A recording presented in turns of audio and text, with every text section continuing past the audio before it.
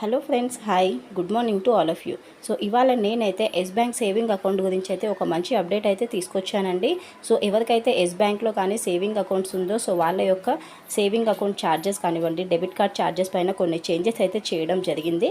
ఇంతకీ ఆ ఛార్జెస్ ఎప్పటి నుంచి అమల్లోకి వస్తాయి అండ్ దేనికి ఎంత ఛార్జెస్ పెట్టారు అనేది నేను ఈ వీడియోలో క్లియర్గా ఎక్స్ప్లెయిన్ చేస్తాను.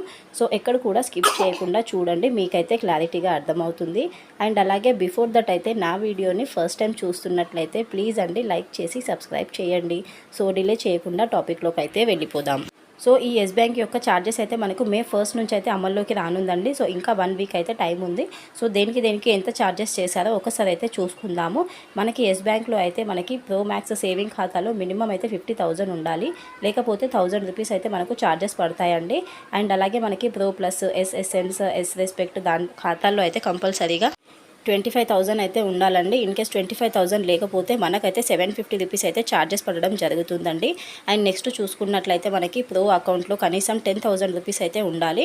In case saving plus Kisan saving అకౌంట్లో 5,000 అయితే ఉండాలి, లేకపోతే మనకి 500 రూపీస్ వరకు అయితే ఫైన్ పడడం అయితే జరుగుతుందండి. సో చూశారు కదా, ఒకసారి ఛార్జెస్ కూడా అన్నీ చెక్ చేసుకోండి. ఇన్ కేస్ మీకు ఏదైనా డౌట్స్ ఉంటే స్క్రీన్ షాట్ అయినా తీసుకోండి. అండ్ నెక్స్ట్ చూసుకున్నట్లయితే మనకి మై ఫస్ట్ ఎస్ సేవింగ్ ఖాతాలో 2,500 మినిమం బ్యాలెన్స్ ఉండాలి, లేకపోతే 250 రూపీస్ అయితే ఛార్జెస్ పడుతుంది. అండ్ మినిమం బ్యాలెన్స్లో 50% ఎగ్జాక్ట్గా ఉంటే కానీ మనకి మన మినిమం బ్యాలెన్స్లో 50% ఉన్నట్టయితే 5% అయితే మనకి పెనాల్టీ అయితే పడుతుందండి. సో ఒకసారి చూసేసుకోండి, మీకు ఒక ఐడియా అయితే వస్తుంది కదా. అండ్ అంతేకాకుండా మనకు 50% కంటే ఇంకా తక్కువగా మనకి అకౌంట్ బ్యాలెన్స్ అయితే ఉంటే కనుక దీనికైతే మనకు ఛార్జెస్ 10% అయితే పెనాల్టీ పడుతుందండి. ఇన్ కేస్ మినిమం బ్యాలెన్స్లో 50% కంటే తక్కువగా ఉన్నట్టుంటే. సో ఇవే అకౌంట్స్ బ్యాలెన్సెస్ కాకుండా మనకి డెబిట్ కార్డు, ఏటీఎం ఛార్జెస్ కూడా చేంజ్ చేయడం అయితే జరిగింది చాలా వరకు. సో ఒకసారి మనము ఏటీఎం డెబిట్ కార్డ్ ఛార్జెస్ కూడా రేట్ చూసుకుందామండి. సో ఫస్ట్ చూసుకున్నట్లయితే మనకు ఎలిమెంట్ డెబిట్ కార్డ్ పైన 299 రూపీస్ అయితే పెట్టడం జరిగింది. ఎంగేజ్ డెబిట్ కార్డ్ పై 390 రూపీస్, ఎక్స్పోర్ట్ డెబిట్ కార్డ్ పై 599, రూపే డెబిట్ కార్డ్ పైన మనకి చూసుకున్నట్లయితే 149 రూపీస్ అయితే ఛార్జ్ చేయడం అయితే జరుగుతుందండి. సో చూశారు కదా, ఏటీఎం డెబిట్ కార్డ్స్ ఛార్జెస్ కూడా చూసేశారు కదా.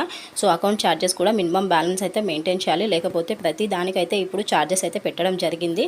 సో ఇది ఒక ఇంత కొంచెం ఎస్ బ్యాంక్ కస్టమర్స్కి అయితే ఒక సాడ్ న్యూస్ అనే అనుకోవాలి. కొంచెం ఛార్జెస్ అయితే పెంచడం జరిగింది.